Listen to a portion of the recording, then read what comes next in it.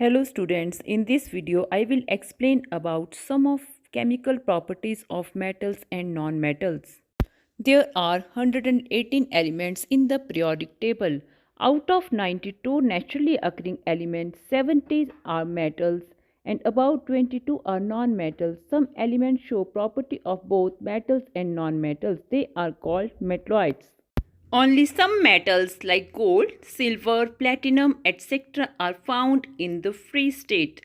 Most metals are found in the combined states as oxides, sulfides, carbonate, silicates, etc. Some nonmetals are found in free state like helium, neon, argon, etc. And some are found in free and combined state like sulfur, phosphorus, etc. Chemical properties of metals. Reactions of metal with oxygen can be seen in our day-to-day life.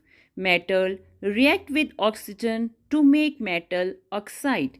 In case of rusting of iron, the iron react with oxygen present in air and moisture and develop rust. Rust is hydrated iron oxide.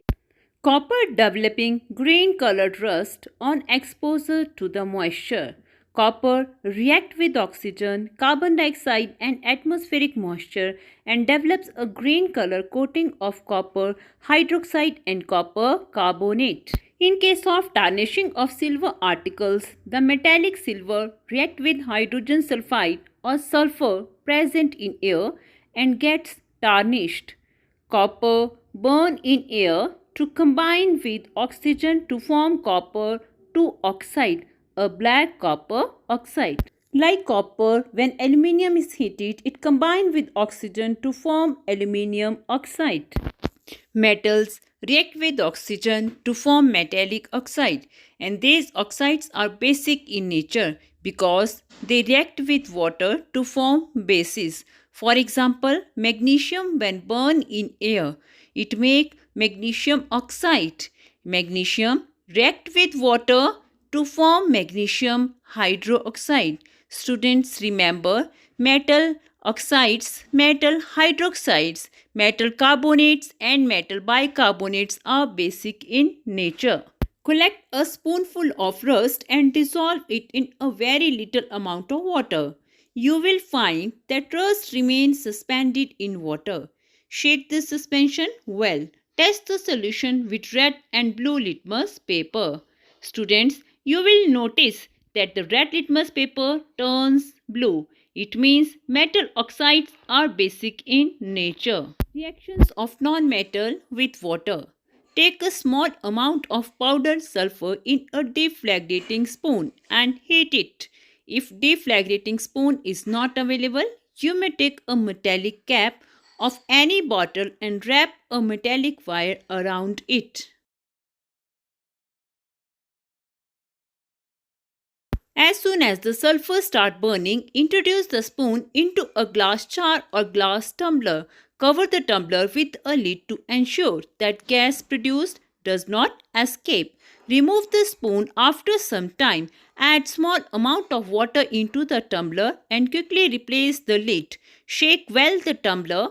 Now check the solution with red and blue litmus paper. You will notice that blue litmus paper turns to red because when sulfur dioxide is dissolved in water, sulfurous acid is formed. The reaction is given below. Sulfurous acid turns blue litmus paper red. Students, generally oxides of non-metals are acidic in nature. When these non-metal oxides mix with water, they form acids. Like sulfur react with oxygen to form sulfur dioxide and with water make sulfurous acid. Carbon react with oxygen to form carbon dioxide and when mixed with water make carbonic acid. So non-metal oxides are acidic in nature. Reactions of metal with water. Sodium being very reactive react vigorously with water leading to production of sodium hydroxide and hydrogen gas is liberated. That is why it is stored in kerosene. Magnesium undergoes reaction with water to form magnesium hydroxide and hydrogen is liberated. Whereas iron reacts very slowly with water to make iron oxide and again hydrogen gas is liberated. Metals react with water to form metal oxides or metal hydroxide and hydrogen. Few reactions are given here. Sodium hydroxide and water. Potassium react with water, make potassium hydroxide and hydrogen gas is liberated. Calcium react with water, calcium hydroxide and hydrogen gas is liberated. Aluminium react with water, make aluminium oxide and hydrogen gas is liberated. Iron react with water, make iron oxide, hydrogen gas is liberated. Students, some of the metals like sodium and potassium react vigorously with water, but some other metals do not do so. For example, iron react with water very slowly. Generally, non-metals do not react with water, though they may be very reactive in air. Such non-metals are stored in water. For example, phosphorus is very reactive non-metal. It catches fire if exposed to air. To prevent the contact of phosphorus with oxygen, it is stored in water. Reactions of metal with acids. Metal react with dilute acids to form salt and hydrogen, and this hydrogen gas burn with pop sound. Copper do not react with dilute hydrochloric acid even on heating, but it react with sulfuric acid. Non-metals generally do not react with acids. Reactions of metal with metal salt solutions are known as displacement reactions. In displacement reactions, a more reactive metal displaces a less reactive metal from its salt solution.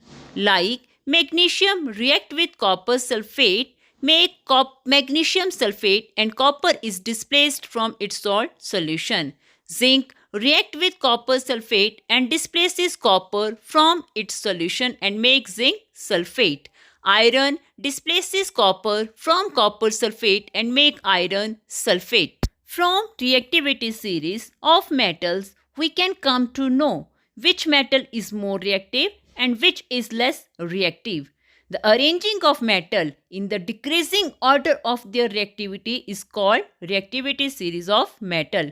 For example, potassium is most reactive and gold is least reactive or noble metal. Metals lose electrons and become positive ions, so they are also called electropositive elements. Non-metals gain electrons and become negative ions, so they are also called electronegative elements. How metals can be prevented from corrosion? First, applying oil and grease. Applying paints by galvanization means coating with zinc. By tinning means coating with tin. By electroplating means coating a less reactive metal like chromium.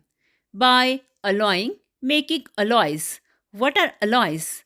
Alloy is a homogeneous mixture of a metal with other metal or non-metal like steel, alloy of iron and carbon. Stainless steel, alloy of iron, carbon, cobalt and nickel.